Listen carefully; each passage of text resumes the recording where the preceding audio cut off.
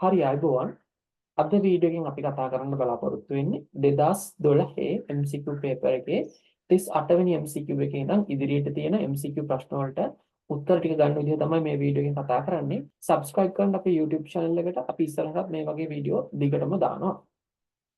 38 වෙනි ප්‍රශ්න. රූපයේ පෙන්වා ඇති ට්‍රාන්සිස්ටරයක් තියෙනවා. ට්‍රාන්සිස්ටර් සිලිකන් වලින් තමයි හදලා තියෙන්නේ. පරිපතය පොදු විමෝචක වර්ධකයක් ලෙස ක්‍රියාත්මක කරවීමට පහත සඳහන් කවර සම්බන්ධ කිරීම කළ යුතුද කියලා අහන්නේ. ට්‍රාන්සිස්ටර් කියන්නේ පුතේ වර්ධක උපාංගයක්. වර්ධක උපාංගයක් කියලා කියන්නේ මොකක්ද කියලා බලමු. වර්ධක උපාංගයක් කියලා කියන්නේ මෙන්න මේ වගේ කුඩා තරංගයක් ගත්තට පස්සේ අන්න ඒ කුඩා වෝල්ටීයතා තරංගයක් කියලා හිතන්නකො මෙයා. වෝල්ටීයතා තරංගයක්.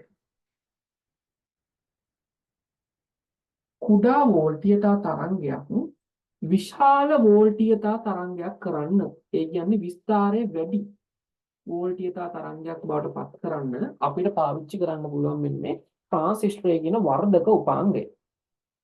ට්‍රාන්සිස්ටරය ගත්තට පස්සේ පුතේ මෙයා අග්‍ර තුනක උපාංගයක්. මෙන්න මෙහෙම අග්‍ර තුනක උපාංගයක්. මේ අග්‍ර තුන තමයි මම එළියට ඇඳලා තියෙන්නේ. එතකොට මෙන්න මේකනේ ඊතලයේ සහිත අග්‍රයට අපි කියනවා එමිටර් එක කියලා. සිංහලෙන් කියනවා විමෝචකය. මෙන්න මේ අග්‍රයට අපි කියනවා බේස් එක කියලා. පාදම කියලා කියනවා. මේ අග්‍රයට කියනවා කලෙක්ටර් එක කියලා. ඒකට අපි සිංහලෙන් කියනවා සංග්‍රාහක අග්‍රය කියලා. නැත්නම් සංග්‍රාහකය කියලා කියන්න පුළුවන්. මෙන්න මේ ට්‍රාන්සිස්ටරයක් ගත්තට පස්සේ පුතේ අපිට මෙන්න මේ අග්‍ර දෙක අතරින් එමිටර් එක හඳුන ගන්න තියෙන ලේසිම ක්‍රමය තමයි එමිටර් එක මත දාලා තියෙනවා ඊ තලය. මෙන්න මේ ඊ තලය තියෙන අග්‍රය තමයි එමිටර් එක වෙන්නේ. එතකොට මම ඕගොල්ලන්ට ට්‍රාන්සිස්ටර් ඇඳලා පෙන්නන්නම් මෙන්න මේ විදිහට. අපි සම්පූර්ණ සිද්ධාන්ත කතා කරන්නේ සාමාන්‍යයෙන් අවශ්‍ය වුණු සිද්ධාන්ත ටික විතරක් කතා කරමු. තව ප්‍රශ්න ඉදිරියට තියෙන හින්දා. පුතේ මෙන්න මේ එමිටර් එකේ ඊ තලයේ තියෙන දිශාව අනුව ට්‍රාන්සිස්ටර් වර්ග දෙකකට බෙදන්න පුළුවන්. ට්‍රාන්සිස්ටර් සම්පූර්ණ පවුල ගත්තාම ලොකු පවුලක්. අපි දැනට ඒව කතා නොකරමුකෝ. මේවට කියනවා බයිපෝලර් ජංක්ෂන් ට්‍රාන්සිස්ටර් නැත්නම් ද්විද්‍රව ට්‍රාන්සිස්ටර් කියලා කියන්නත් පුළුවන්. මෙන්න මේ බයිපෝලර් ජංක්ෂන් ට්‍රාන්සිස්ටර් ගත්තට පස්සේ එමිටර් එකේ ඊ තලයේ මේ පැත්තට තියෙන ට්‍රාන්සිස්ටර් වර්ගයක් තියෙනවා. එමිටර් එකේ ඊ තලයේ මේ පැත්තට තියෙන ට්‍රාන්සිස්ටර් වර්ගයක් තියෙනවා. පුතේ හොඳට මතක තියාගන්න එමිටර් එකේ ඊ තලයේ දාන්නේ හැම වෙලේම P to N. P to N. මෙන්න මෙහෙමයි දාන්නේ. P to N දානවනම් මෙයා P නම් මෙයා N. බලන්න P to N තමයි ඊ තලයේ වැටලා තියෙන්නේ. එහෙනම් මෙතන ඔයගොල්ලන්ට තේරෙනවා. මේ පැත්ත P වෙලා මේ පැත්ත N වෙනවා. අපි හිතන්න මෙන්න මෙයා කම්බියක් කියලා හිතන්නකෝ දැනට. කම්බියක් දිගේ ගියපහම පුතේ විභවය වෙනස් වෙන්නේ නැහැ. එහෙනම් මෙන්න මෙයා N නම් අපි මෙයාත් N කියලා ලකුණු කරනවා. මෙයා P නම් මෙයාත් P කියලා ලකුණු කරනවා. ඔන්න ට්‍රාන්සිස්ටර් දෙකට නම් දෙන්නයි හදන්නේ. බලන්න ට්‍රාන්සිස්ටර් වල නම් දෙන්නේ කොහොමද කියලා. මෙයාට දාන්න පුළුවන් NPN කියලා. මෙයාට දාන්න පුළුවන් PNP කියලා. PNP කියලා දාන්න පුළුවන්. ඔන්න දැන් ඉගෙන ගත්ත ට්‍රාන්සිස්ටර් වර්ග දෙකක්. NPN එකයි PNP එකයි. NPN එක ගත්තත් PNP එක ගත්තත් පුතේ මෙයාලා බලන්න අග්‍ර තුනක ඩිවයිස් එකක් මෙයා. අග්‍ර තුනක ඩිවයිස් එකක්. එතකොට වර්ධකයක් විදිහට කවුරු හරි ක්‍රියා කරනවා නම් හිතන්නකෝ මෙන්න වර්ධකයක් තියෙනවා. දැන් අපි කියවනේ ට්‍රාන්සිස්ටර් ගන්න වර්ධනයට කියලා. මෙන්න වර්ධකයක් තියෙනවා. කවුරු හරි කෙනෙක් වර්ධකයක් විදිහට ක්‍රියා කරනවා නම් එයාට අඩුම තරමේ අග්‍ර හතරක් තියෙන්න ඕනේ. මොකටද අග්‍ර හතරක් තියෙන්නේ? එක අග්‍ර දෙකක් තියෙන්න ඕනේ පුතේ ඉන්පුට් එකට. ඉන්පුට් එකෙන් තමයි අර දුර්වල සිග්නල් එක එවන්නේ. අනිත් අවුට්පුට් එක තියෙන්න ඕනේ. අනිත් අග්‍ර දෙක තියෙන්න ඕනේ අවුට්පුට් එකට. ඒකෝට එතනින් තමයි වර්ධනය වෙච්ච එක ගන්න. සාමාන්‍යයෙන් කොහොම වෙන්න බෑ. දැන් මේ අග්‍ර 3ක ඩිවයිස් එකක් කොහොමද අග්‍ර 4ක ඩිවයිස් එකක් බවට පත් කරන්නේ කියලා අපි ඉගෙන ගන්නයි හදන්නේ. මේක ගැටලුවක් වෙනවනේ. අග්‍ර 3ක ඩිවයිස් එකක් අග්‍ර 4ක ඩිවයිස් එකක් බවට පත් කරගන්න අපි මෙන්න මේගොල්ලොන්ගේ එක අග්‍රයක් පොදුවේ පාවිච්චි කරනවා ඉන්පුට් එකටත් අවුට්පුට් එකටත්. හරිද? ඉන්පුට් එකටත් අවුට්පුට් එකටත් වේගෙන් පොදු එක අග්‍රයක් පාවිච්චි කරනවා. ඉන්පුට් එකටත් අවුට්පුට් එකටත් පොදුව එමිටර් එක පාවිච්චි කරනවා නම් අපි කියනවා common emitter configuration එක කියලා. common emitter වෙනවා එතකොට. සිංහලෙන් කියනවා පොදු විමෝචක වින්‍යාසය කියලා. එහෙනම් කැලෙක්ටර් එක පොදු කරගත්තොත් කොමන් කැලෙක්ටර් වෙනවා.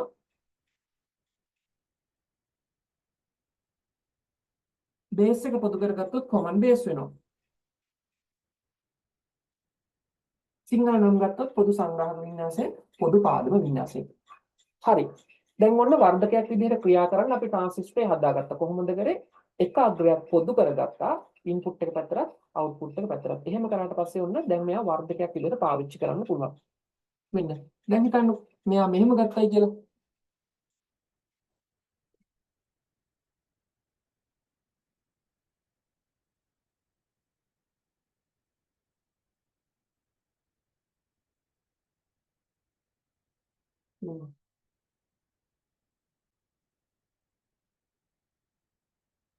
මෙන්න තියෙනවා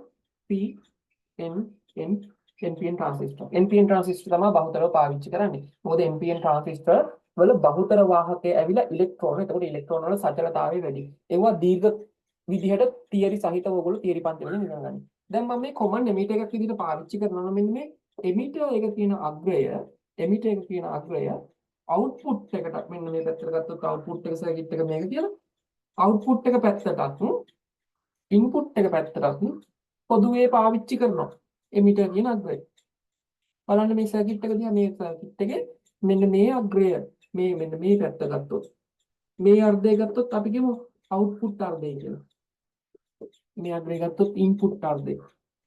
එතකොට මේ පැත්තෙන් මොකක් හරි සම්බන්ධ කරලා ඉන්පුට් එක දෙන්න පුළුවන්. මේ පැත්තෙන් භාර ප්‍රතිරෝධයක් කරා අවුට්පුට් එක ගන්න පුළුවන්.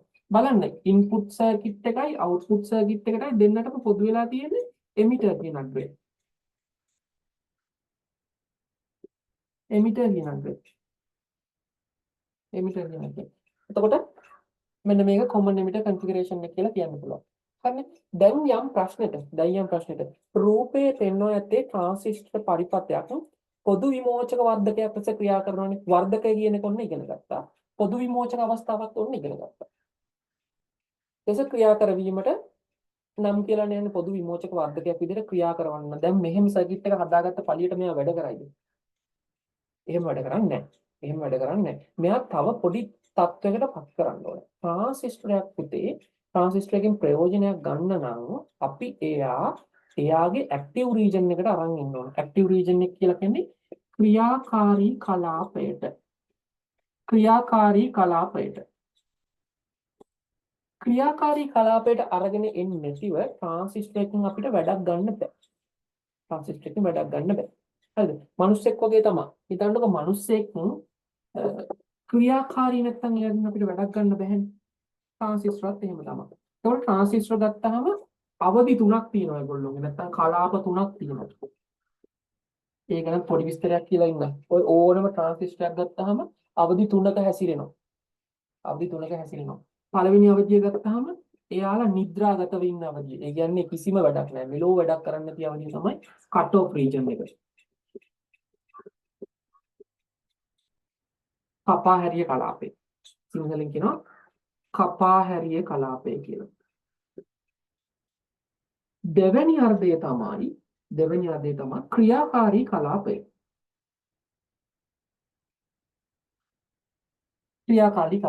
ක්‍රියාකාරී කලාපය තමයි ඇක්ටිව් රීජන් එක. ඕකේ තමයි ඒගොල්ලෝ වැඩ දාන්නේ. ඔය වර්ධක ක්‍රියාවලිය එහෙම කරන්නේ ඔන්න ක්‍රියාකාරී කලාපෙදී. එතකොට ඒ වෙලාවට තමයි අපි මේව පත් කරගන්න ඕනේ. මේ කට් ඔෆ් එකේ ඉඳලා යාගෙන් වැඩක් ගන්න බෑ. එයාව ක්‍රියාකාරී කලාපයට අරන් ඉන්න ඕනේ මොකක් හරි කරලා. කරන්න ඕනේ මොකද්ද කියලා මම කියන්නේ. ඊට පස්සේ සැචුරේට් වෙලාව. සන්තුෂ්ත අවස්ථාවේදී කවුරුත් වැඩක් කරලා දෙන්නේ නැහැ නේ කාටවත්. මොකටද වැඩක් කරලා දෙන්නේ? එයා සන්තෝෂෙන් ඉන්නේ කාටවත් වැඩ කරලා දීදී යාට ඉන්න ඕනේ නැහැ. ට්‍රාන්සිස්ටර්ත් ඒ වගේ තමයි සැචුරේට් වෙලාවට කාටවත් වැඩක් කරලා දෙන්නේ නැහැ. එතකොට මෙන්න මේ ක්‍රියාකාරී අවස්ථාවට අරන් එන්න නම් පුතේ අවශ්‍යතා දෙකක් ඉෂ්ට කරන්න ඕනේ. අන්න ඒ මොනොත් තමයි මෙන්න මෙයා ක්‍රියාකාරී අවස්ථාවට එන්නේ. ක්‍රියාකාරී අවස්ථාවේ ඉන්නේ කොහොමද කියලා ක්‍රියාකාරී අවස්ථාව හඳුනගන්නේ කොහොමද කියලා මම අවසානයේ කියලා දෙන්නම්. ඊට කලින් අපි ඉගෙන ගමු ට්‍රාන්සිස්ටර් ක්‍රියාකාරී වෙන්න නම්. ක්‍රියාකාරී අවස්ථාවට එන්න නම් ක්‍රියාකාරී අවස්ථාවේදී හොඳට මතක තියාගන්න, හොඳටම මතක තියාගන්න. එමිටර් එක ෆෝවර්ඩ් වෙනවා. එමිටර් එක ෆෝවර්ඩ් වෙනවා. කලෙක්ටර් එක පුතේ රිවර්ස් වෙන්න ඕනේ. හොඳට මතක තියාගන්න. හරිද? ක්‍රියාකාරී අවස්ථාවේදී එමිටර් එක ෆෝවර්ඩ් වෙන්න ඕනේ. කලෙක්ටර් එක රිවර්ස් වෙනවා. අන්න එහෙම වුණාම තමයි ක්‍රියාකාරී වෙන්නේ. කට් ඔෆ් වෙලාවට මෙයාත් රිවර්ස් වෙලා ඉන්නේ, මෙයාත් රිවර්ස් වෙලා ඉන්නේ, වැඩක් නැහැ. සත පහක වැඩක් නැහැ. හැබැයි ක්‍රියාකාරී වුණාම එමිටර් එක ෆෝවර්ඩ් වෙලා කලෙක්ටර් එක රිවර්ස් වෙන්න ඕනේ. සංතෘප්ත වුණාම මේ දෙන්නම ෆෝවර්ඩ්. මෙන්න මෙයාත් ෆෝවර්ඩ් වෙනවා. හරිද? මෙයාත් ෆෝවර්ඩ් වෙනවා. එහෙනම් අපි බලමු කොහොමද එමිටරේ ෆෝවර්ඩ් වෙන්නේ කලෙක්ටරේ රිවර්ස් වෙන්නේ කියලා. එමිටරේ ෆෝවර්ඩ් වෙන්නේ සහ කලෙක්ටරේ රිවර්ස් වෙන්නේ කොහොමද කියලා ඉගෙන ගන්න එමිටරේ සහ කලෙක්ටරේ හැදිලා තියෙන හැටි ගැන පොඩි අවබෝධයක් ඕනේ. ඒක දැන් කියලා දෙන්නේ හදන්නේ. දැන් මම කියන්නේ ට්‍රාන්සිස්ටරයක් ගත්තට පස්සේ මෙහෙම තියෙන්නේ කියලා. කොහොම රවුම තිබ්බත් එකයි නැතත් එකයි. මෙයා බේස් එක P තලයේ දැම්මොත් මෙයා එමිටර් එක මෙයා කලෙක්ටර්. මම මෙයාගේ දැන් අභ්‍යන්තර ව්‍යුහය ඇඳලා පෙන්නන්නයි හදන්නේ. මෙයාම ඇඳලා පෙන්නන්නයි හදන්නේ. මෙයාගේ අභ්‍යන්තර ව්‍යුහය ගත්තොත් පුතේ මෙන්න තියෙනවා බේස් එක. මෙන්න තියෙනවා කලෙක්ටරේ විදිහට තියෙන්නේ පුතේ ඩයෝඩ්. මෙතන තියෙන්නේ ඩයෝඩ්. ඔන්න ඩයෝඩ් දෙකක් තමයි මෙන්න මේ තියෙන්නේ මෙහෙම. එහෙම ඇඳලා පෙන්නුවට වරදක් නැහැ මේකේ. කිසි වරදක් නැහැ. එතකොට මෙයාත් ඇවිල්ලා ඩයෝඩයක්. මෙයත් ඇවිල්ලා ඩයෝඩයක්. ඩයෝඩ් දෙකක් ඔය තියෙන්නේ. ඩයෝඩ් දෙකේ පොඩි වෙනසයි තියෙන්නේ. මෙයා අල්පතර විදිහට මාත්‍රණය කරලා තියෙන්නේ. මෙයා බහුතර ලෙස මාත්‍රණය කරලා තියෙනවා. ඒව පොඩ්ඩක් තව ටිකක් කල් ගියාම ඉගෙන ගන්න පුළුවන්. සම්පූර්ණ තියරි උගන්වන පන්තියක අපි ඒව කතා කරමු. හරිද? දැන් ඩයෝඩයක් ගත්තට පස්සේ ඩයෝඩයක් ෆෝවර්ඩ් සහ ඩයෝඩයක් රිවර්ස් කියලා අවස්ථා තියෙනවා දෙකක්. මම ඩයෝඩ් ගැන පටස් දාලා උගන්වන්නම්. ඩයෝඩයක් ගත්තට පස්සේ ඩයෝඩයක් ගත්තට පස්සේ පුතේ ඩයෝඩයක් කියන්නේ හරියට නිකන් එක පැත්තකට විතරක් වතුර ගලන්න පුළුවන් බටයක් වගේ. අයි පාරක් කියන්න. එක පැත්තකට විතරක් වතුර ගලන්න පුළුවන් බටයක් වගේ. හිතන්න මේ බටේ මෙන්න මෙහෙම කපාටයක් දාලා තියෙනවා කියලා. මෙන්න මෙහෙම කපාටයක් තියෙනවා. මෙහෙම කපාටයක් දාලා තිබ්බොත් වතුර ගමන් කරන්නේ මේ පැත්තට නම්. වතුර ගමන් කරන්නේ මේ පැත්තට නම් කපාටය හරහා කිසි ගැටලුවක් නැහැ. වතුර වලට ගමන් කරන්න පුළුවන්. හැබැයි මෙන්න මෙහෙම කපාටයක් දාලා තියෙන වෙලාවට වතුර එන්නේ මේ පැත්තෙන් නම්. වතුර එන්නේ මේ පැත්තෙන් නම් ඔයාලට හොඳට තේරෙනවා වතුර මේ අස්සට ඇවිල්ලා හිර වුණාට පස්සේ කපාටේ වැහෙනවා. කපාටේ මගින් නලය બ્લોක් කරලා මෙන්න මෙහෙම නලය બ્લોක් කරලා දාලා වතුර ගැලීම නවත්වනවා. මේ පැත්තට විතරයි වතුර ගලන්න දෙන්නේ. මේ පැත්තට විතරයි වතුර ගලන්න දෙන්නේ නැත්තේ. ගලන්න දෙනවා ගලන්න දෙන්නේ නැහැ. වතුර ගලන්න දෙන අවස්ථාවට අපි කියනවා පුතේ ෆෝවර්ඩ් වුණා කියලා. වතුර ගලන්න දෙන්නේ නැති අවස්ථාවට අපි කියනවා රිවර්ස් වුණා කියලා. ඩයෝඩුකිත් එහෙම තමයි. ඩයෝඩයක් ඇඳලා පෙන්වන්නේ මෙන්න මෙහෙම. ඔන්නෝම තමයි ඩයෝඩයක් ඇඳලා පෙන්වන්නේ. මෙන්න තියෙනවා ඩයෝඩය මෙන්න මෙහෙම. ඩයෝඩේ මෙන්න මේ පැත්ත ධනාග්‍රය මෙන්න මේ පැත්ත ඍණාග්‍රය. ධනාග්‍රයට P කියලා කියනනම් පොසිටිව් කියන්න, ඍණාග්‍රයට N කියලා කියන්න, නෙගටිව් කියන්න. ඩයෝඩේ P to P ගැහුවොත් N to N ගැහුවොත් ඩයෝඩේ ෆෝවර්ඩ් වෙනවා. ඩයෝඩේ P to N to P ගැහුවොත් ඩයෝඩේ රිවර්ස් වෙනවා. තේරුම සහිතව කියන්න. ඩයෝඩේ P ට බැටරිය P. බැටරිය ධනාග්‍රය. ඩයෝඩේ N ට බැටරිය N ගැහුවොත් ඩයෝඩේ ෆෝවර්ඩ්. P to P සහ N to N ගැහුවොත් ඩයෝඩේ ෆෝවර්ඩ්. මේ ඔබේ වචන වලින්ම මතක තියාගන්න. වචනවත් මාරු කරන්න එපා. මොකද මේ කෙටි සරල වචන වලින් සම්පූර්ණ අදහස ඔලුවට යනවා. P කියන්නේ පොසිටිව් කියන එක, N කියන්නේ නෙගටිව් කියන එක. එතකොට P to P කියලා කියන්නේ ඩයෝඩේ ධනාග්‍රයට බැටරියේ ධනාග්‍රය. N to N කියලා කියන්නේ ඩයෝඩේ ඍණාග්‍රයට බැටරියේ ඍණාග්‍රය. ඩයෝඩ් එකක් පුතේ P to P ගහලා N to N ගහුවොත් ඩයෝඩේ ෆෝවර්ඩ් වෙනවා.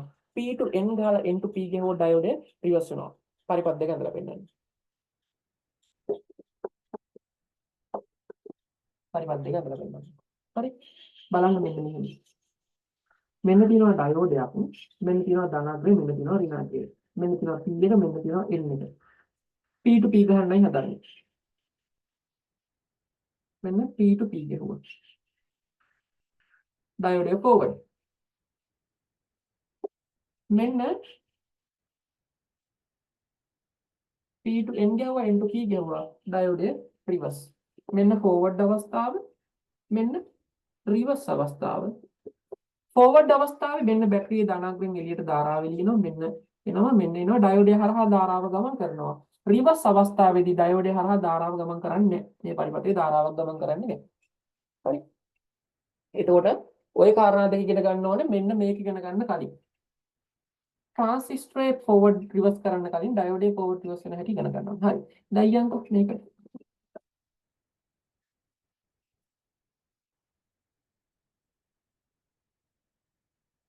මෙන්න තියෙනවා common emitter එකක් අඳින්න හදන්නේ.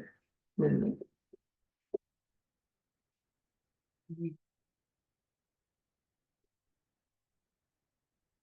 මේ පැත්ත P මේ පැත්ත N.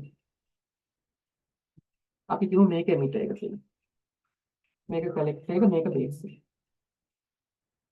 එතකොට අපි ගත්තොත් මේ පැත්ත input circuit එක විදිහට මෙහෙම ගත්තොත් මේකේ P to P ගහලා N to N ගහන්න ඕනේ ඩයෝඩ් එක forward වෙන්න නම්. common emitter එකේම ගත්තොත්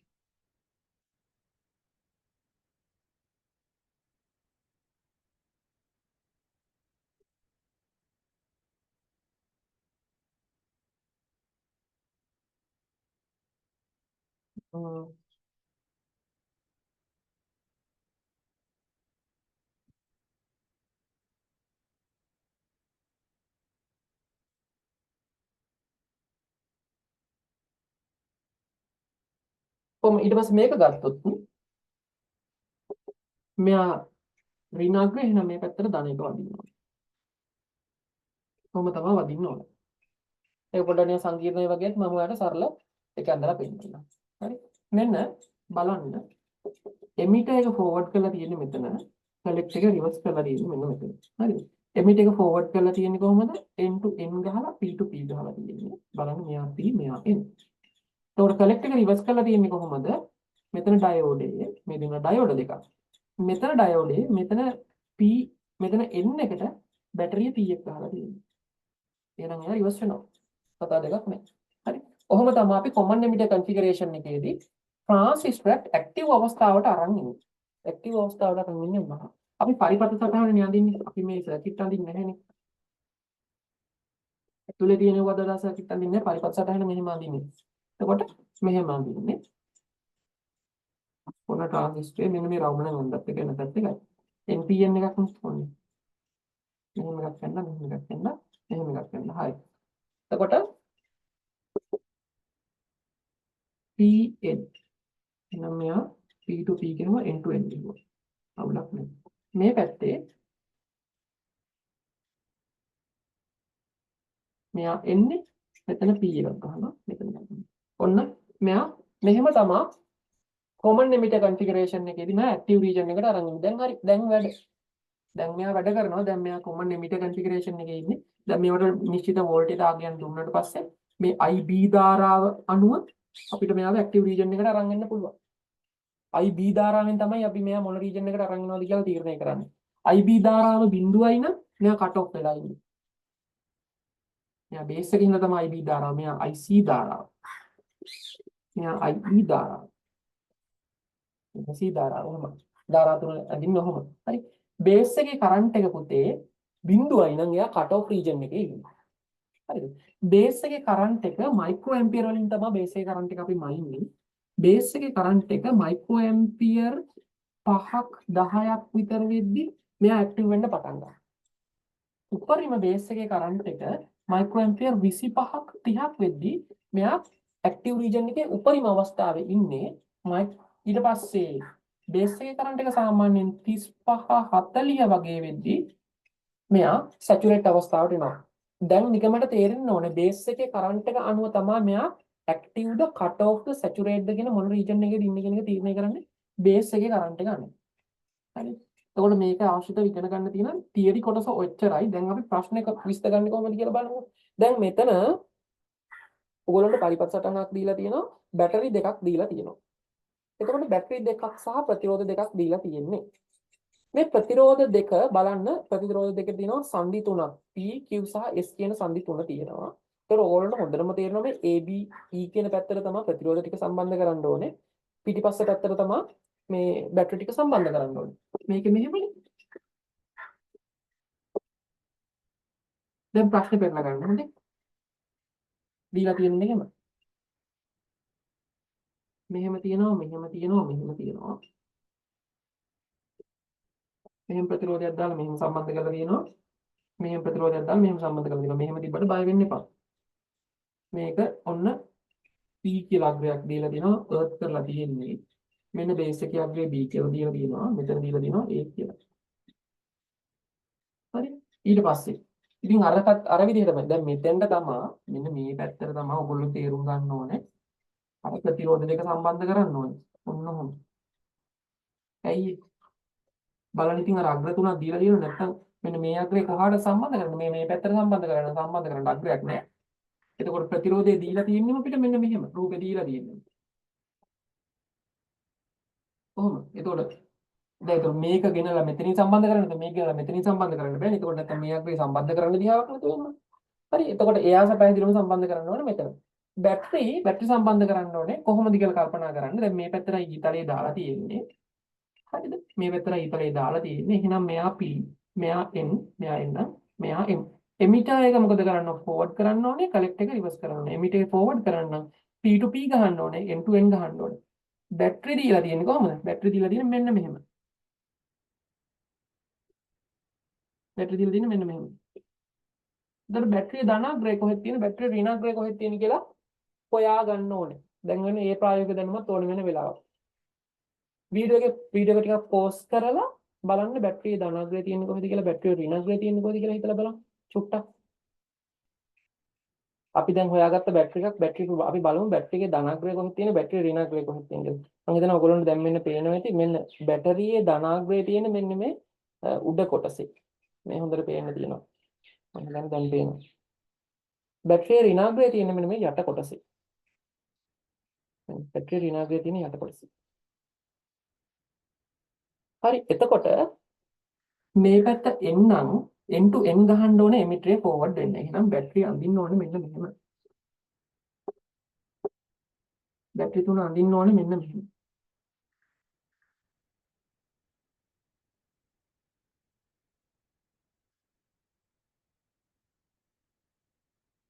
මෙහෙම යනනම් පරිපථය සම්පූර්ණ වෙනවා. එතකොට අපිට ප්‍රශ්නේ දීලා තියෙන්නේ මෙන්න මෙහෙම. මේ අග්‍රය දීලා තියෙන්නේ ඍණ අග්‍රය දීලා තියෙන්නේ x කියලා. ධන අග්‍රය දීලා තියෙන්නේ y කියලා. මේ පැත්ත ධන, මේ පැත්ත ඍණ.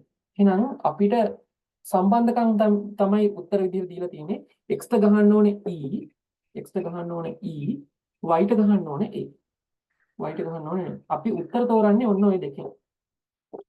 ඔන්න ඔය දැනුම පාවිච්චි කරලා තමයි උත්තර තෝරන්නේ. එතකොට x ට a සම්බන්ධ වෙලා x ට e සම්බන්ධ වෙලා y ට a සම්බන්ධ වෙලා තියෙන උත්තර මේක තියෙන්නේ 1යි පස්වෙනි උත්තරේ තමයි උත්තරේ. එහෙම තමයි මේකේ උත්තර තෝරන්නේ. 9 වෙනි ප්‍රශ්නේ 39 වෙනි ප්‍රශ්නේ අහන්නේ ඉලෙක්ට්‍රොනික ගැනම ප්‍රශ්නයක්. කාරකාත්මක වර්ධක ගැන තමයි අහන්නේ. කාරකාත්මක වර්ධකයක් කියන්නේ මොකක්ද කියලා මම මේකෙදි තියරි කොටස කියලා දෙන්නම්. කාරකාත්මක වර්ධකයක් කියන්නේ පුතේ ඒත් වර්ධක උපාංගයක්මයි. මෙන්න මේකේ අපි පරිපථ සටහන ඇඳොත් අඳින්න තියෙන්නේ මෙන්න මෙහෙම. ඔන්නම තමයි අඳින්නේ. ඔයගොල්ලෝන්ගේ ප්‍රශ්නේ දීලා තියෙන එකේ මෙන්න මේ උඩ අග්‍ර දෙක නෑ. උඩ අග්‍ර දෙක නැතිව තමයි දීලා තියෙන්නේ. එතකොට මේ අග්‍ර දෙක තමයි ඉන්පුට්. මෙයා තමයි ඉන්පුට් එක, මෙයා තමයි අවුට්පුට් එක. එතකොට මේක ඉන්පුට් දෙකක් සහ අවුට්පුට් එකක් තියෙනවා. මෙන්න මෙව්වට කියනවා අපි ජව සැපයුම් අග්‍ර කියලා. ජව සැපයුම් අග්‍ර. අපි මේ පැත්තට කියනවා ධන VS එක කියලා, මේ පැත්තට කියනවා ඍණ VS එක කියලා. මේ පැත්තට එතකොටම මේ ඉන්පුට් එකට කියනවා ධන එක කියලා, මේකට කියනවා ඍණ එක කියලා. ඕවට එක එක නම් කියනවා. නම් කියන හැටි මම කියන්නම්. මෙන්න මේකට ඉංග්‍රීසියෙන් කියනවා non inverting input එක කියලා. මේකට කියනවා ඉන්වර්ටිං ඉන්පුට් එක කියලා. non inverting voltage input කියන්නත් පුළුවන්. inverting voltage input කියන්නත් පුළුවන්. මෙන්න මේගොල්ලෝ supply voltages. සිංහලෙන් කියනවා මෙයාට අපවර්තනය නොවන වෝල්ටීයතා ප්‍රදානය කියලා. ඒක නම් ලියන්න. අපවර්තනය නොවන වෝල්ටීයතා ප්‍රදානය. මෙයාට කියනවා අපවර්තනය වන වෝල්ටීයතා ප්‍රදානය. ඒ මොකක්ද ඒ කතාව? ඒ කතාව වෙන්නේ මෙහිමයි. අපවර්තනය නොවන වෝල්ටීයතා ප්‍රදානයෙන් ඉන්පුට් එකක් දුන්නොත් ඒ විදිහටම එළියට යනවා. හිතන්නකෝ මෙහෙම තරංගාකෘතියක් මේ අග්‍රයේ ඔස්සේ දුන්නොත් අවුට්පුට් එක විදිහට මෙහෙම එකක්ම යනවා. වර්ධනය වෙලා යන්නේ ඇම්ප්ලිටියුඩ් එක වැඩි වෙලා යන විස්තරය වැඩි වෙලා යනවා. හැබැයි ඉන්වර්ටිං එකෙන් මේ ඉන්පුට් එකක් දුන්නොත් මෙන්න මෙහෙම එයා යවන්නේ පුතේ අනිත් පැත්ත ගහපු එකයි. ඔන්න තමයි යවන්නේ. උඩ පැත්තට තියෙන එක කියවුවොත් යට පැත්තට තමයි වර්ධනය කරලා යවන්නේ. අන්න ඒකයි මෙයාට අපවර්තනය වන වෝල්ටීයතා වර්ධකය කියලා කියන්නේ. වෝල්ටීයතා ප්‍රදානය කියලා කියන්නේ. මේ ගත්තට පස්සේ පුතේ මෙන්න මෙහෙම පොඩි සීන් එකක් තියෙනවා. ඒක තමයි මේකේ මතක තියාගන්න ඕනේ. මේක ඇවිල්ලා ඉතා විශාල ගුණාකාරයකින් වර්ධනය කරන්න පුළුවන් උපාංගයක්. ඒ කියන්නේ මෙහෙම එකක්. හිතන්නකෝ ඉන්පුට් එක විදිහට හම්බෙන්නේ හරි කුඩා වෝල්ටීයතා අන්තරයක් කියලා. 0.1ක් 0.01ක් 0.0001ක් 0.0001ක් වගේ හරි කුඩා ගියන් කියලා හිතන්නකෝ. ඉන්පුට් එක විදිහට හම්බෙන්නේ. එහෙම වුණත් මෙයාට පුළුවන් පුතේ 10 ගුණයකින් වර්ධනය කරන්න. මේ හැම එකක්ම 10 ගුණයකින් වර්ධනය කරන්න පුළුවන්. විශාල විදිහට වර්ධනය කරන්න පුළුවන් වර්ධක උපාංගයක්. හැබැයි මෙතන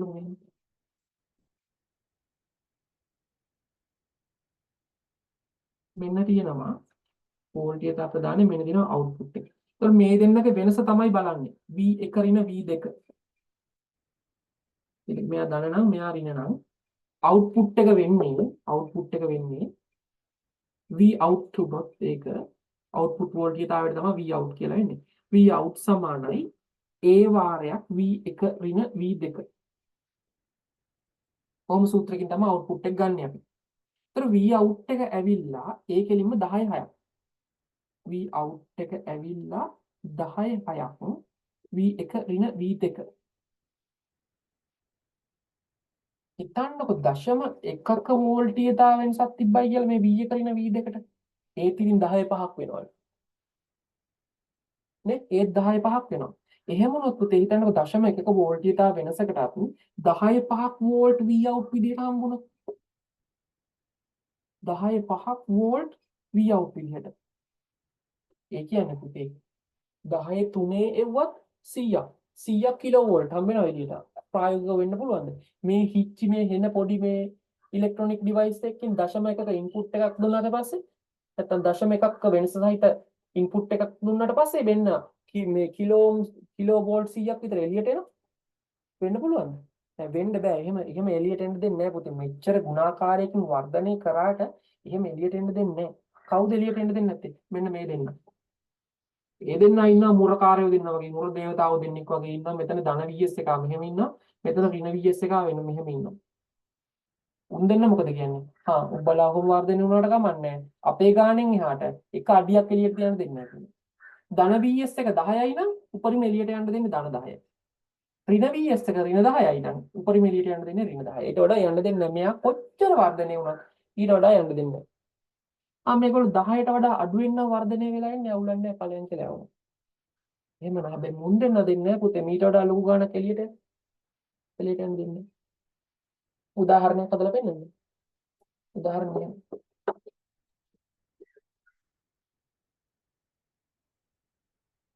හිතන්න මෙහෙම කාරකාත්මක වර්ධකයක් තියෙනවා. මෙන්න කාරකාත්මක වර්ධකයක් තියෙනවා.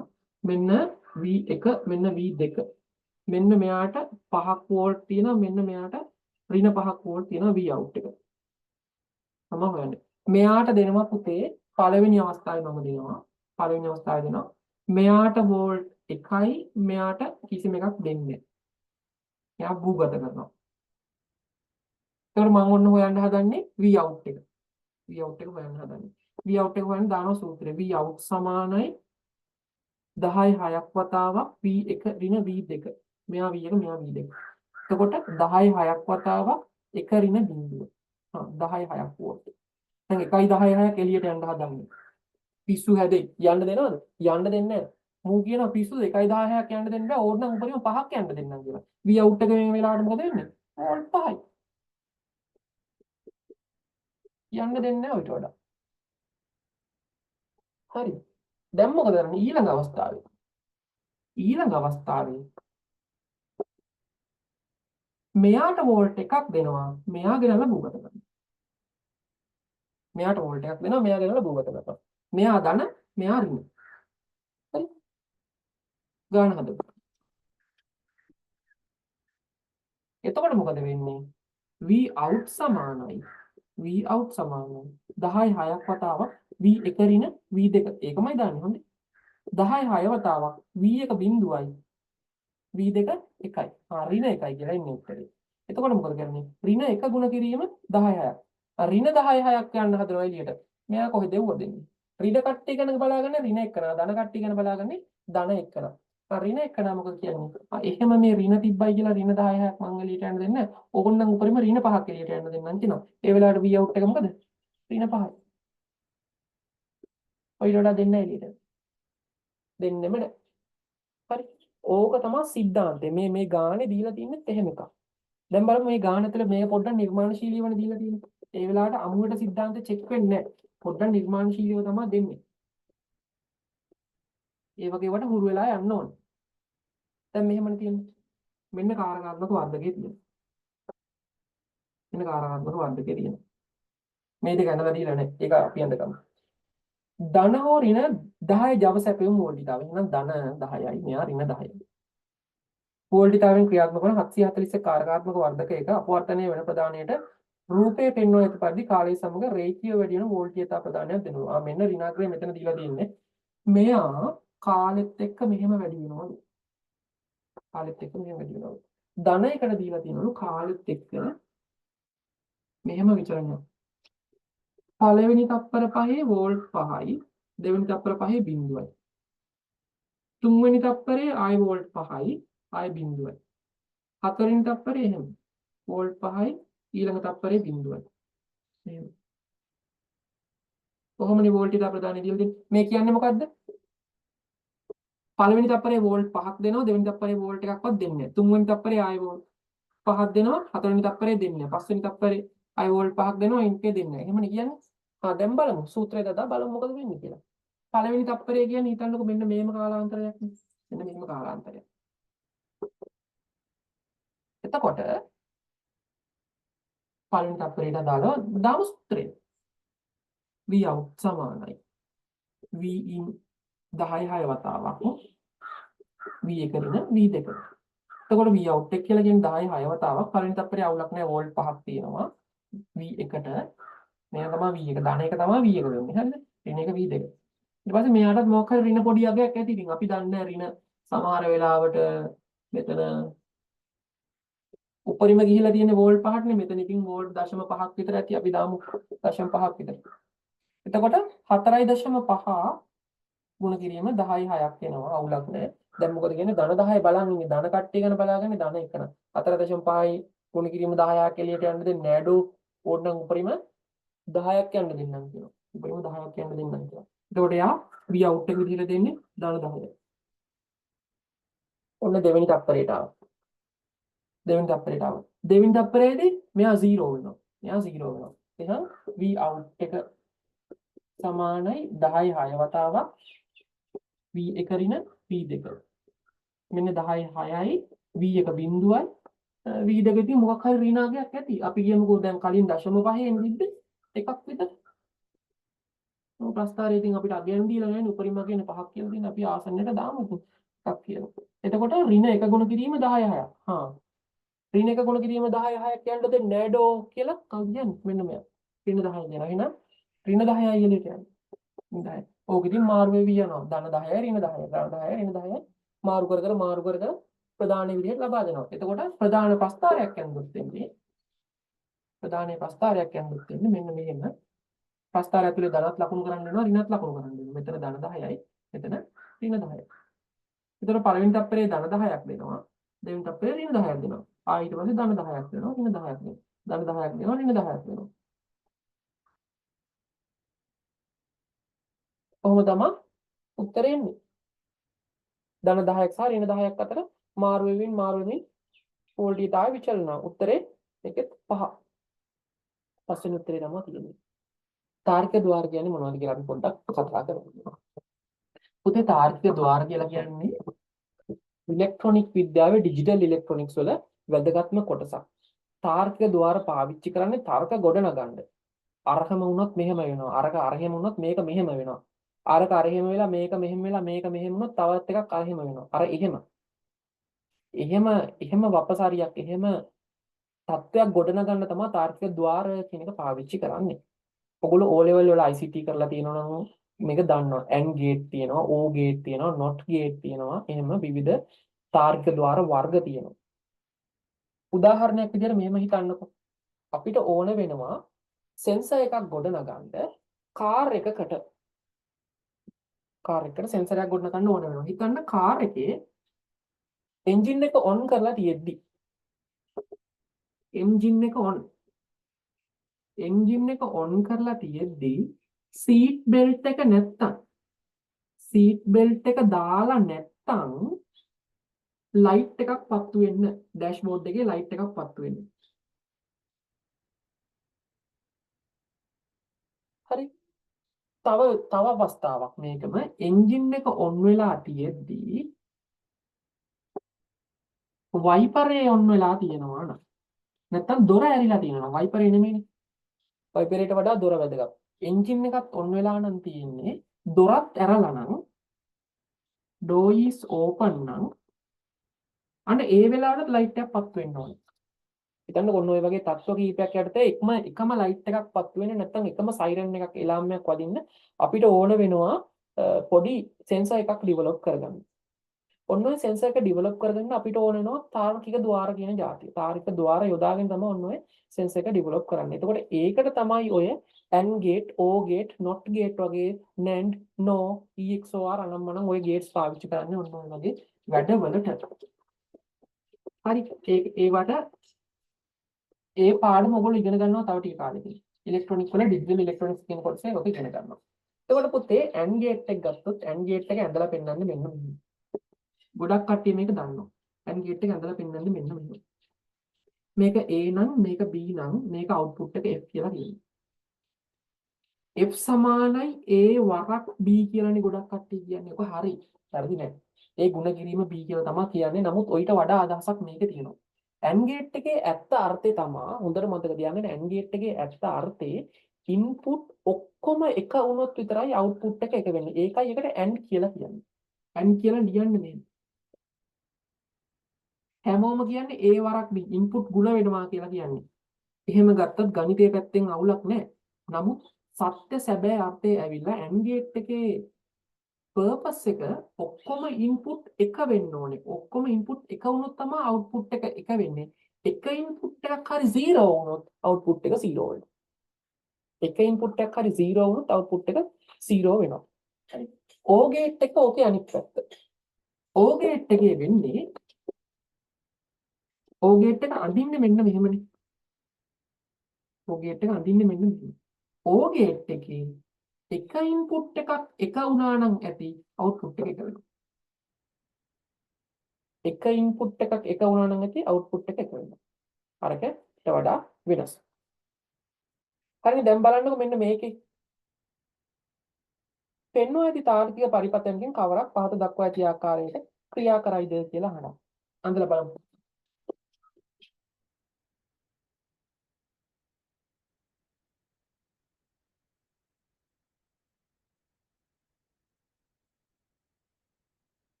S x පළවෙනි කන්ඩිෂන් එක දෙනවා S සමානයි 0යි ලු.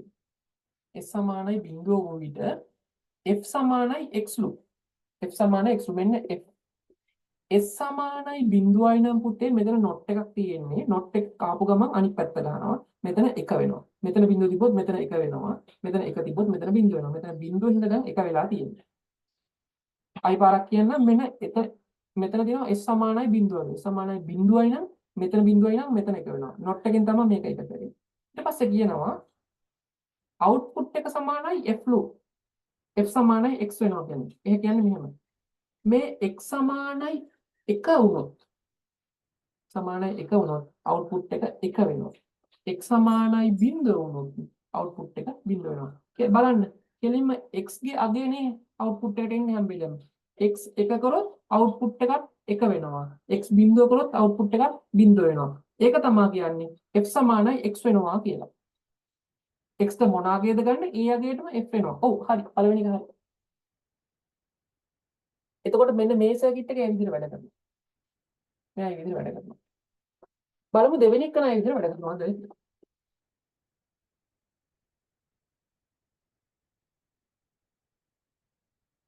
අනේ ඒකේ තවත් එකක් අපිට චෙක් කරන්න තියෙනවනේ. අයි පාරක් අනේ.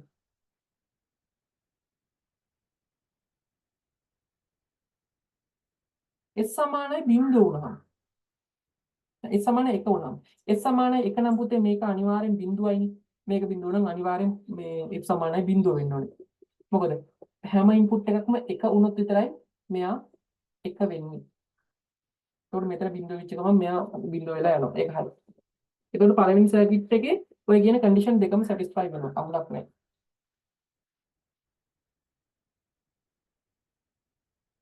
ඒ තර්කයෙන්ම ගත්තොත් දෙවෙනි එක එහෙම නෑ කියලා අපිට පේනවනේ. මොකද දෙවෙනි එකේ S සමානයි 1 වෙලා හරිද? x ට 1 වුණොත් x යගේ කුමක් වුණත් f බිඳුව වෙන්නේ නෑනේ. x ට 1 වුණොත් f 1 වෙනවා. එතකොට b වැරදි. b වැරදි. හරිද? c චෙක් කරලා බලන්න වෙනවා.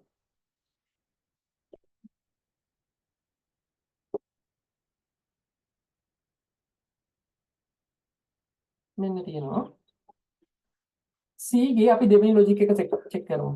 s සමානයි 1. මෙතන නැන් එකක් තියෙනවා. මෙතන බිඳුවක් තියෙනවා. මෙතන s සමානයි 1යි.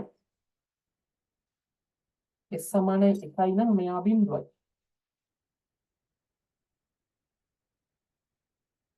මෙයාට දාමු බිඳුව. මෙයාට බිඳුව දැම්මොත් බිඳුවයි ඒක 1යි. s සමානයි 1 වූ විට ප්‍රතිදානය f සමානයි 0. x යගේ කුමක් වුවත්. බලමු. මෙයාට 1 දාමු.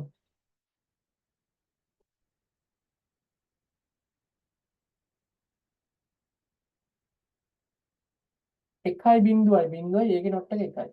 ඒක නම් හරි.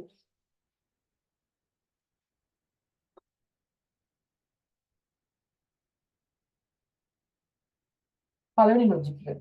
s සමානයි 0යි. එහෙනම් මෙයා 1 වෙනවා. මෙයා 1 වෙලාවට මෙයා 1 කරලා බලමු. 1යි 1යි බිඳුවයි. ඒක වැරදි. එතකොට වෙන්නේ x සමානයි එන්නේ නැහැ. එතකොට උත්තරේ a පමණයි අනිත් ඒවා වෙන්නේ. චෙක් කරලා බලන්න හොඳේ. 41 රූපය පෙන්වා ඇති ආකාරයට නමන ලද විශාල ලෝහ තහඩුවක් කෙලින් සිරස්ව පිහිටන ලෙස භූමිය මත තබා ඇත්තේ භූමියට සවිකරන ලද කඹ 4ක් මගිනි. සවිකරන ලද කඹ 4ක් මගිනි. නිශ්චල වාතයේ සෑම කඹයක්ම ආතති TA TB TC සහ TD එක සමානය. XY දිශාවට තාඩුව හරහා හුලං හමා යද්දී තන්තු වල ආකෘති වෙනස් වෙන්නේ කොහොමද කියලා අහනවා. අපි මේක අඳිමු. මෙහෙම එකක් නේ තියෙන්නේ. මෙහෙම තියෙනවා. තහඩුව පොඩ්ඩක් ත්‍රිමාන වෙනදොත් චුට්ටක් අපිට මෙහෙම පොඩි අදහසක් ගන්න පුළුවන්. අන්න. ඔය වගේනේ තහඩුව තියෙන්නේ. එතකොට පුතේ ත්‍රිමානව සූලම් ප්‍රවාහය මම මේ පැත්තට ඇන්දොත් හුලම් ප්‍රවාහය මේ පැත්තට ඇන්දොත් මෙයාගේ පිටිපස්සේ මේ තහඩුව පිටිපස්සේ යන හුලම් ප්‍රවාහය කිසි වෙනසක් නැතුව මෙහෙම යනවා. ඒ අපිට මෙතනින් ඇදලා පෙන්වන්න බෑ. මම ඉන්න පොඩ්ඩක් උඩින් ඇදලා පෙන්නන්න. මෙහෙම. පිටිපස්සේ හුලම් තහඩුව තහඩුව පිටිපස්සේ හුලම් ටික කිසි කේස් එකක් නැතුව වෙනවා. හැබැයි තහඩුවේ වැදිලා මේ පෘෂ්ඨයෙන් යන හුලන් ටික මෙන්න මෙහෙම නැමිලා තමයි ගමන් කරන්නේ. වක්‍රාකාර වෙලා තමයි ගමන් කරන්නේ. අනාකූල ප්‍රවාහයේ නැමිලා තමයි ගමන් කරන්නේ. පිටිපස්සෙන් යන ඒවා එහෙම නැහැ. පිටිපස්සෙන් යන ඒවා එහෙම නැහැ. දැන් ගුවන් යානිකත් ඕකමනේ වෙන්නේ. ගුවන් යානික තහඩුවක් ගත්තොත් මෙන්න මෙහෙම හරස් කඩක් ගත්තොත්, පට්ටක හරස් කඩක් ගත්තොත් හුලම් ප්‍රවාහයේ යට කොටස එහෙමම යනවා. අර මෙන්න මේ හරිය දෙන හුලම් ප්‍රවාහයේ රේඛා බල රේඛා මෙහෙම ගමන් කරනවා. මෙහෙම ගත්තහම හුලම් ප්‍රවාහයේ ප්‍රවේගය වැඩි නම් හුලම් ප්‍රවාහයේ ප්‍රවේගය වැඩි නම් අන්නේ ප්‍රවේගය වැඩි තැන් වල පීඩනය අඩු වෙනවා. ඒක තමයි බර්නූලි කියන්නේ. අනාකූල රේඛා ලං වෙද්දී ඒ වගේ ප්‍රවේග වැඩි වෙනවා. ප්‍රවේගය වැඩි වෙනවා නම් පීඩනය අඩු වෙනවා. මෙන්න බලන්න අනාකූල රේඛා මෙහෙම වෙද්දී ලං වෙනවා. එහෙම වෙද්දී ලං වෙනවා. එහෙම වෙද්දී ලං වෙනවා. මේ එහෙම ලං වෙද්දී මේගොල්ලොන්ගේ පීඩනය අඩු වෙනවා. වේගය වැඩි වෙනවා, පීඩනය අඩු වෙනවා. මේගොල්ලොන්ගේ එහෙම නේ සාමාන්‍ය වායු වල පීඩනය තියෙන්නේ. එතකොට මේ හරිය පීඩනය අඩුයි, මේ හරිය පීඩනය වැඩි. වැඩි පීඩනයෙන් අඩු පීඩනයට බලය දෙනවා ඉහළට. අන්න එහෙමනේ ගුවන් යානි එස වෙන්නේ. මෙතනත් ඒකම තමයි වෙන්නේ. මෙන්න මේ මතු පිට පෘෂ්ඨයේ හරහා යන හුලම් ප්‍රවාහ වක්‍රාකාර පතයක ගමන් කරන්නේ. අනේ වක්‍රාකාර පතයක ගමන් කරද්දී මොකද තහඩු නමලන්නේ තියෙන්නේ. වක්‍රාකාර පතයක ගමන් කරද්දී රේඛා අනාකූල රේඛා ලං වෙනවා. අනාකූල රේඛා ලං වෙද්දී ඒ වගේ ප්‍රවේගය වැඩි වෙනවා. ප්‍රවේගය වැඩි නම් පීඩනය අඩු වෙනවා. මේගොල්ලෝ එහෙම සමාන්තරව ගමන් කරනවා. මේගොල්ලෝ පීඩනය වැඩි පීඩනයෙන් අඩු පීඩනයට බලය මෙන්න මේ පැත්තට තමයි එන්නේ. තහඩු මෙන්න මේ පැත්තට තමයි බලය දෙන්නේ. තහඩු මෙහෙට ඇදින්නේ. එතකොට මෙහෙම දාලා තියෙනවා මේ පැත්තට නම් ඇදින්නේ පිටිපස්සට දාලා තියෙන තන්තු වල ආතතිය මොකද වැඩි වෙන්නේ ඉස්සරහ තියෙන තන්තු වල ආතතියට වඩා. ඉස්සරහ තියෙන තන්තුව කියන්නේ TB TC වලට වඩා TA TD ඇදෙනවා. ඇදෙනවා තමයි. හැබැයි කොච්චරක් ඇදෙනවද දෙගුණයක් තෙගුණයක් ඇදෙනවද කියලා අපිට හරියටම කියන්න බෑ. හරිද? TA TB තියෙන්නේ TA TB වලට වඩා TD TC වැඩි. ඒක තමයි මේකෙන් ගන්න තියෙන උත්තරේ. TA කාලය සමග 42. කාලය සමග අංශුවක ප්‍රවේගය විචලනය වෙන හැටි ප්‍රස්ථාරයේ දීලා තියෙනවා. විස්ථාපන කාල ප්‍රස්ථාරය වඩාත්ම හොඳින් නිරූපණය වන්නේ මොකක්ද කියලා අහන්නේ. ප්‍රස්ථාරය ඇඳලා තියෙන්නේ මෙන්න මෙහෙම. ප්‍රස්ථාරය ඇඳලා තියෙන්නේ මෙන්න මෙහෙම. මෙන්න තියෙනවා ප්‍රවේගය, මෙන්න තියෙනවා කාලය. ඒතකොට කාලාන්තර දීලා තියෙනවා මෙන්න මෙහෙම තියෙනවා. මෙහෙම තියෙනවා. මෙහෙම තියෙනවා. මෙහෙම තියෙනවා. මෙහෙම තියෙනවා. කොහොමද තියෙන්නේ? මෙන්න ප්‍රවේගය, මෙන්න කාලය, මෙන්න අක්ෂය බිඳුව වෙනවා. විස්ථාපන කාල ප්‍රස්ථාරණය අහන්නේ.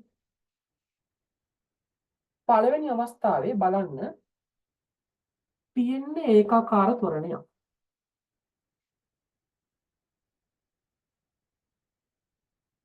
ප්‍රවේගය ඒකාකාර වෙන්නේ වැඩි වෙන්නේ. ප්‍රවේගය ඒකාකාර වැඩි වෙනවා ඒකාකාර ත්වරණයක්. මේ අවස්ථාවේ තියෙන්නේ ඒකාකාර ප්‍රවේගයක්. මේ තියෙන්නේ ඒකාකාර මන්දනයක්. මේ දිගටම ඒකාකාර මන්දනයක්. ඊට පස්සේ ඒකාකාර ප්‍රවේගයක් තියෙන්නේ. කොහොම අවස්ථා හතරක් තියෙන්නේ. හරි. විස්ථාපන කාල ප්‍රස්ථාරයක් ගත්තට පස්සේ පුතේ විස්ථාපන කාල ප්‍රස්ථාරයක ත්වරණයක් පෙන්වන්නේ මෙන්න මෙහෙම. ඒකාකාර ප්‍රවේගයක් පෙන්වන්නේ මෙන්න මෙහෙම. මන්දනයක් පෙන්වන්නේ මෙන්න මෙහෙම. හරි. බලන්න අංශුවක් කියලා ගත්තොත් මෙයා ප්‍රවේගය එකපාරට වැඩි වෙනවා. වැඩි වෙලා ඔන්න ත්වරණය නෙවෙන්නේ ප්‍රවේගය වැඩි වෙනවා. ත්වරණය වෙලා විස්ථාපනය වැඩි වේගන යනවා. ඊට පස්සේ ඒ ප්‍රවේගයම පවත්වාගෙන යනවා. ඒ ප්‍රවේගයම පවත්වාගෙන ගිහිල්ලා නිකන් බ්‍රේක් ගහනවා වගේ විස්ථාපනය අඩු වේගන ප්‍රවේගය අඩු වෙනවා. ප්‍රවේගය අඩු වුණත් වෙන්නේ විස්ථාපනය වැඩි වෙන එක. විස්ථාපනය දිගටම ඉස්සරහට වැඩි වෙනවා. ඊට පස්සේ බ්‍රේක් ගහලා වේගය අඩු කරලා ආපහු වේගය වැඩි කරන එකක් තියෙනවා. මොනම වෙලාවකවත් මේකේ හොඳට මතක තියාගන්න විස්ථාපනය බිඳුව වෙන්න හේතුවක් නැහැ. ඇයි ආපහු වෙන්නේ නැහැ? මෙයක් මොනම වෙලාවකවත් ආපහු වෙන්නේ නැහැ. එහෙනම් විස්ථාපනය බිඳුව වෙන කතන්දර ඔක්කොම බොරු වෙනවා. විස්ථාපනය බිඳුව වෙන්න බෑ මේක කොහොමද? එහෙනම් විස්ථාපනය බිඳුව වෙන ප්‍රස්තාර ඔක්කොම ටික අයින් කරන්න ඕනේ. 1 අයින් කරන්න පුළුවන්. 3 අයින් කරන්න පුළුවන්. 4 කොහොමද අයින් කරන්න පුළුවන්? ඔක රේඛීය විචලනයක් විතරක් තියෙන්න බෑ කියලා අපිට හොඳටම තේරෙනවා. අපිට තියෙන්නේ ප්‍රශ්නේ 2ද 5ද කියන එකේ. 2ද 5ද කියන එකේ තියෙන්නේ. හරි. එතකොට පළවෙනි මේකේ පොඩ්ඩක් අපිට ඉන් ඩීටේල් ගන්න වෙනවා. පළවෙනි කොටස යන්නේ ඒකාකාර ත්වරණයක්. ඒකාකාර ත්වරණයක් නම් මෙහෙම ලකුණු වෙලා තියෙන්න ඕනේ. දෙකේ මේක එහෙම නිකන් යන්තමට ලකුණු වෙලා තියෙනවා. හරි. ඊට පස්සේ දෙවෙනි එකේ දෙවෙනි කාලාන්තරයේ ඒකාකාර ප්‍රවේගයක් තියෙන. එහෙනම් යා රේඛීයව ලකුණු වෙන්න ඕනේ. ඒකත් ලෙහෙම දෙකේම තියෙනවා. තුන්වෙනි එකේ ඒකාකාර මන්දනයක් තියෙන්නේ. ඒකාකාර මන්දනයක් වෙන වෙලාවටත් පුතේ විස්ථාපනය වැඩි වෙන්න ඕනේ. විස්ථාපනය වැඩි වෙන්න ඕනේ. හරිද? විස්ථාපනය අඩු වෙන්න හේතුවක් නැහැ. විස්ථාපනය අඩු වෙනවා කියන්නේ මේ පැත්තට එනවා කියන එක. එහෙම වෙන්න හේතුවක් නැහැ. විස්ථාපනය වැඩි තමයි වෙන්නේ. විස්ථාපනය වැඩි වෙලා උපරිමයකට එන්න ඕනේ වෙලාවට. උපරිමයකට ඇවිල්ලා තමයි විස්ථාපනය අඩු වෙනවා අඩු වෙන්න ඕනේ. එතකොට උත්තරේ 5 තමයි ගන්න වෙන්නේ. 2 නෙමෙයි 5 තමයි ගන්න වෙන්නේ. තරතේ වෙන්නේ බ්‍රේක් ගැහුවා කියලා අංශුව ඉස්සරහට යන එක නවතින්නේ නැහැ. ඉස්සරහට යනවා. ටික ටික යනවා. විස්ථාපනය වැඩි වෙනවා. ඒතර උත්තරේ මේකේ 5 එන්නේ. 46ත් හොඳ ගානක්. සර්ව සම ස්කන්ධ සහිත ජලයේ සහිත අයිස් ස්වල්පයක් තාප පරිවාරක බඳුනකට දමා තාප සමන්තාවට පත් වීමට ඉඩ හරිනු ලැබේ. කාලය සමග ජලයේ සහ අයිස් වල උෂ්ණත්වයන්ගේ විචලන සටහන් කර ඇත. දී ඇති ප්‍රස්ථාරය ඇසුරින් ජලය සහ අයිස් වල හැසිරීම පිළිබඳ නිගමනය කරන්න පුළුවන් මොනවද කියලා අහන්නේ. මෙන්න මේක. ප්‍රස්ථාරය අපිට දෙනවා. මෙන්න එකක් මෙන්න එකක් මෙන්න එකක් මේක මෙහෙම යනවා. ඒත් මෙයා කෙලින්ම ඇවිල්ලා මෙතෙන්ට සෙට් වෙනවා. කෙලින්ම ඇවිල්ලා සෙට් වෙනවා. හරි. ප්‍රශ්නේ කැලි වලට කඩාගමු. ප්‍රශ්නේ කැලි වලට කඩාගමු.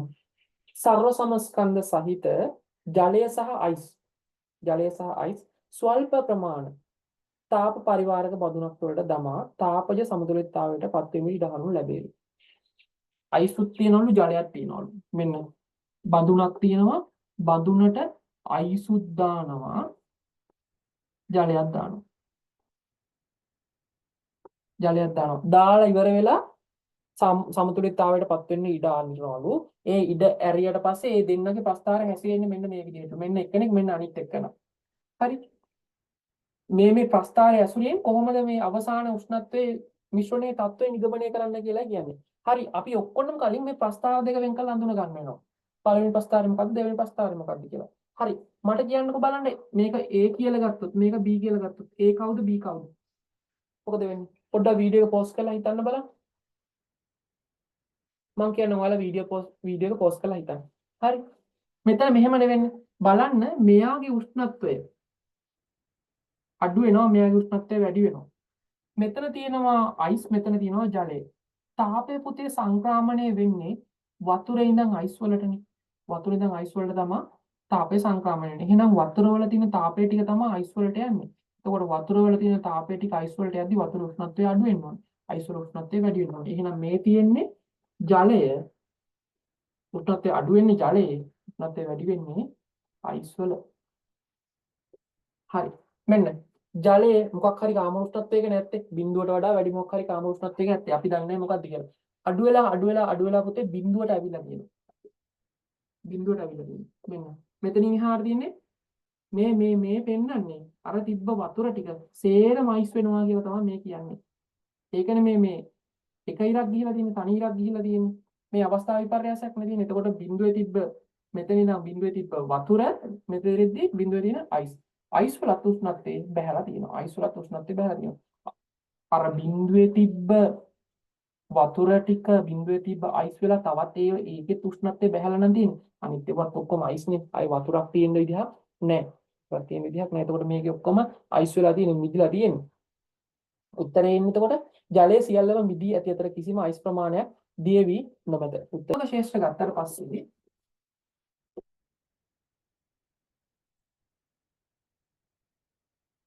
උතේ චුම්බක ශේෂ්ත්‍ර කියන එක ඇති වෙන්න පුළුවන්. ස්ථීර චුම්බක නිසා ඇති වෙන්නත් පුළුවන්. ඊට අමතරව ධාරාවක් ගලන සන්නායකයක් නිසා ඇති වෙන්නත් පුළුවන්. කොටිම ධාරාවෙන් තමයි චුම්බක ශේෂ්ත්‍රයක් ඒ වෙලාවේ ඇති වෙන්නේ. එතකොට අපේ සිලබස් එකේ ඇතුලේ අපි ස්ථීර චුම්බක ගැන කතා කරනවා. ඊට අමතරව වැඩිපුරම කතා වෙන්නේ ධාරාවක් ගලන සන්නායකයක් නිසා ඇති වෙන චුම්බක ශේෂ්ත්‍රය ගැන. හරිද? එතකොට චුම්බක ශේෂ්ත්‍ර ගත්තට පස්සේ විවිධ දිශාවලට තියෙන්න පුළුවන්. දැන් විද්‍යුත් ශේෂ්ත්‍ර බල රේඛා අඳින්නේ ඕගොල්ලෝ. විද්‍යුත් බල රේඛා තියෙනවනේ මෙහි ඉඳන් මෙහෙට තියෙනවා. මෙහි ඉඳන් මෙහෙට තියෙනවා. ඕන පැත්තකට තියෙනවා. ඒ වගේ තමයි චුම්බක බල රේඛාත් ඔය ඕන පැත්තකට තියෙන්න පුළුවන්. ඊට අමතරව අපි විශේෂ බල රේඛා දෙවර්ගයන් ගැන කතා කරනවා. හිතන්නකො චුම්බක බල රේඛා යන්නේ බෝඩ් එකකින් ඇතුළට. මේ විදිහට බෝඩ් එකකින් ඇතුළට නම් චුම්බක බල රේඛා යන්නේ අපි එව්වට කියනවා එහෙම ක්‍රොස් කියලා. බෝඩ් එකකින් ඇතුළට යනවා කියන අපි. බෝඩ් එක දෙසට නම් ඉන්නේ. මේ විදිහට බෝඩ් එක දෙසට නම් ඉන්නේ අපි ඒවට කියනවා ඩොට් කියලා. බෝඩ් එකකින් ඇතුළට යනවා නම් නිකන් ඊතලයක අපිට පිටිපස්සේ කොටස විතරනේ පේන්නේ. මෙන්න මේ වගේ. ඒක තමයි මේ ක්‍රොස් එක විදිහට අඳලා තියෙන්නේ.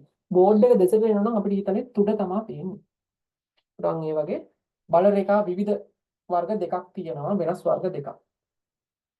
ඊළඟට අපිට ඉගෙන ගන්න තියෙන කතාව තමයි විවිධ වර්ගයේ හැඩති වයර් වලින් කොහොමද චුම්බක ශේෂ්ත්‍රය ඇති වෙන්නේ කියන්නේ. එතකොට විවිධ වයර් ගත්තට පස්සේ මේක මෙහෙමනේ. මෙහෙම වයරයක් ගත්තොත් අනන්ත දිගිරි සම්නායකයක් ගත්තොත් මෙන්න මෙහෙම මේ සන්නායකයේ ඒ දුරකින් ඇතිවන චුම්බක ශේෂ්ත්‍රය අපිට හොයන්න පුළුවන් මෙන්න මෙහෙම. චුම්බක ශේෂ්ත්‍රයේ දිශාව හොයන්නේ සුරත් නීතිය. සුරත ගත්තා මෙන්න මාපට ඇඟිල්ලෙන් දාලා පෙන්නවා. සිසු ඇඟිලි වලින් අපිට පේනවා දිශාව. එතකොට මෙයා ක්‍රොස්. ඒ දුරකින් අපිට ලියන්න පුළුවන් I ධාරාවක් නිසා චුම්බක ශේෂ්ත්‍රය mu not බෙදීම 4ක් phi 2ක් I බෙදීම A කියලා. 2ක් I බෙදීම A කියලා ලියන්න පුළුවන්. ඊට අමතරව අනන්ත දිග නැති පරිමිත දිගක් සහිත සන්නායකයේ කෙළවරේ ඒ දුරකින් චුම්බක ශේෂ්ත්‍රය ලියන්න පුළුවන් mu not බෙදීම 4ක් phi I බෙදීම A කියලා. ඕකනේ මේ වැදගත්ම එක.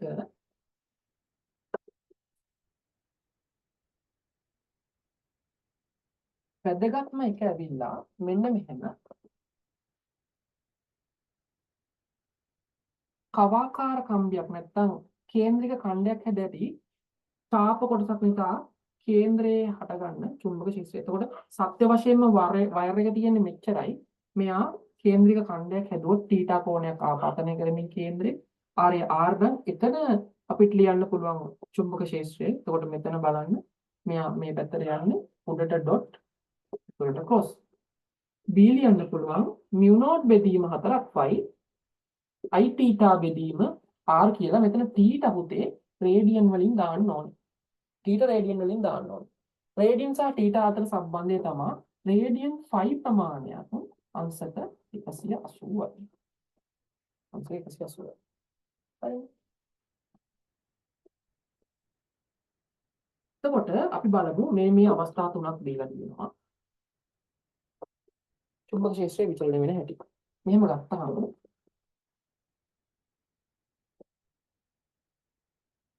එහෙම තියෙනවා. පළවෙනි අවස්ථාවේ මෙන්න මෙහෙම පහළට තියෙනවා. දෙවෙනි අවස්ථාවේ මෙන්න මෙහෙම ඉහළට තියෙනවා. තුන්වෙනි අවස්ථාව මෙහෙම නම්බලා තියෙන අවස්ථාවක්. ඒක ගැන අපි වෙනම කතා කරන්න ඕනේ. එතකොට මේකේ ධාරා දීලා තියෙන්නේ පුතේ මෙහෙම මේ පැත්තට ගිහිල්ලා මේ පැත්තට ගිහිල්ලා මෙහෙම යන්න බෑ කියන ධාරාවක් නෙවෙයි. එතකොට මෙතන B නම් මෙතන චුම්බක ශේෂ්ත්‍රය අපිට ලියන්න පුළුවන්. මෙයා කැපිටල් R කියලා ගත්තොත් මෙයා සිම්පල් R කියලා ගත්තොත් මෙන්න මෙයාගේ දිශාව අපි මුලින්ම බලමු. මෙන්න මෙයා බලන්න මේ පැත්තට ඩොට් ඇතුළට ක්‍රොස්. මෙයා මගින් එළියට ඩොට් ඇතුළට ක්‍රොස්. එහෙනම් දෙන්නම ක්‍රොස් 10 එක තමයි ඇති කරන්නේ. එහෙනම් කෙලින්ම එකතු වෙනවා mu not බෙදීම 4ක් phi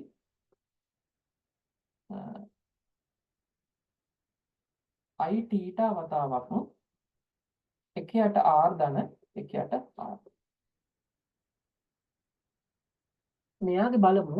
මෙයා මෙහෙම නම් යන්නේ, මෙයා මෙහෙම නම් යන්නේ, මෙයා මෙහෙම යන්න ඕනේ. එතකොට බලමු මෙන්න මෙයාගේ ඩොට් නම් උඩ වයර් එකකින් ඇතුලේ ක්‍රොස් මෙයාගේ ඩොට්. එතකොට මෙතන අරේ කුඩයි මෙතන අරේ කුඩයි කියලා කියන්නේ අරේ යට තියෙන හිඳ සූත්‍රයේ මෙයා මගින් වැඩි චුම්බක ක්ෂේත්‍රයක් ඇති කරනවා මෙයා මගින් අඩු චුම්බක ක්ෂේත්‍රයක් ඇති කරනවා. එතකොට මෙයාගේ ඇවිල්ලා ඉන්නේ mu naught බෙදීම 4ක් phi I theta බෙදීම එකයට simple r දෙන එකයට capital R. මෙයාගේ හොමගයක් තමයි ඉන්නේ. හරි. ඊට පස්සේ මෙයා අංශක 90ක් ලම්බක දෙවි. ඒ කියන්නේ මෙන්න මෙහෙම. වයර් දෙක ගත්තට පස්සේ නිකන් පොතක් නම්බලා වගේ තියෙන්නේ. මෙන්න මෙහෙම. මෙන්න මෙහෙම තලයක තියෙන්නේ. ඔන්න ඔහොම තලයක තියෙන්නේ. පළවෙනි ලොකු වයර් එක මෙහෙම තියෙනවා. පොඩි එකන මෙන්න මෙහෙම තියෙන්නේ. මෙහෙම නිකන් එහෙම තලයක තමයි තියෙන්නේ. ලැප්ටොප් එකක් වගේ නිකන් ලැප්ටොප් එකක් නම්බලා වගේ තමයි තියෙන්නේ. එතකොට මෙන්න මේ වගේ වෙලාවට අපි බලන්න ඕන පුතේ චුම්බක ක්ෂේත්‍රය හැසිරෙන්නේ කොහොමද කියලා. දැන් මෙයා මෙහෙම ගත්තොත් මෙයාගේ චුම්බක ක්ෂේත්‍රය බලන්න මෙයාගේ චුම්බක ක්ෂේත්‍රය මේ උඩට ඩොට් ඇතුළට ක්‍රොස් මෙයා නිසා ඇති වෙන එක ක්‍රොස් මෙයා නිසා ඇති වෙන එක බලන්න වෙන්නේ අපිට සුරත් නීතියම මේ පැත්තට දාලා මෙන්න මෙහෙම හොඳේ මෙන්න මෙහෙම එතකොට එයාගේ යටට තියෙන චුම්බක ක්ෂේත්‍රය යට තියෙන හරියට නිකන් එක දෛශිකයක් මෙහෙම තියෙනවා අනිත් දෛශිකය මෙහෙම තියෙනවා නිකන් මෙහෙම තියෙන දෛශික දෙකක් තමයි තියෙන්නේ මෙන්න මෙහෙම තමයි දෛශික දෙක තියෙන්නේ හරි එක්කෙනෙක් මේක ඉතින් මේ පැත්තට යනවා අනිත් එක පහළට යනවා හරි මේක අපිට ඇඳලා පෙන්නන්න විදිහක් නැහැ බෝඩ් එකේ ත්‍රිමානව තියෙන්නේ කොහොමද අපි එහෙම නැතුව නිකන් ඇඳුත් මෙහෙම තියෙන දෛශික දෙකක් තියෙන්නේ ඒතර ඔය දෙන්නගේ සම්ප්‍රයුක්තය මෙහෙම එන්න ඕන එතකොට මේ අවස්ථාවේ චුම්බක ක්ෂේත්‍රය බිඳුව වෙන්නේ නැහැ එක්තරා අගයක තියෙනවා එතකොට ප්‍රස්ථාරය ගත්තට පස්සේ ප්‍රස්ථාරය එන්න ඕනේ මෙන්න මෙහෙම මෙහෙම ඇවිල්ලා එක්තරා මොකද මෙතන r ධන r එකකින් සමානුපාතික වෙන්නේ r ඍණ r එකට යන්නේ නැහැ හරිද මෙහෙම ඇවිල්ලා ඕම තමයි වෙන්න ඕනේ හරි අංශක 100 කියන්නේ අංශක 90න් මේක බිඳුව වෙනවා කියලා එකක් නෑ අංශක 90 තියෙන්නේ මෙහෙම ඔන්න ඔහොම වගේක් තමයි එන්නේ ඔකට හරි ඒවා අපි ඉදිරියට කතා කරමු මේවම වෙන වෙනමත් කතා කරනවා දැන් මේ නිකන් වීඩියෝ සෙෂන් එකක් හින්දා තමයි මේක මෙහෙම කතා කරන්නේ මීට වඩා අපි සවිස්තරාත්මකව කාලය අරගෙන ඔයගොල්ලෝ ප්‍රශ්න වලට උත්තර දෙද්දී අපි ඊට වඩා වෙන වෙනම මේවා කතා බහ කරනවා හරි එහෙනම් අද වීඩියෝ එක අදින් අවසන් කරනවා මෙන්න මෙහෙම ඔයගොල්ලන්ට ක්ලාස් එකට ජොයින් වෙන්න කියලා ආරාධනා කරනවා